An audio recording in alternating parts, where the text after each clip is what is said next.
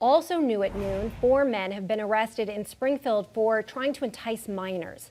On Wednesday, Springfield police, along with other agencies, arrested the 4 men during an undercover sting operation at a hotel in the city.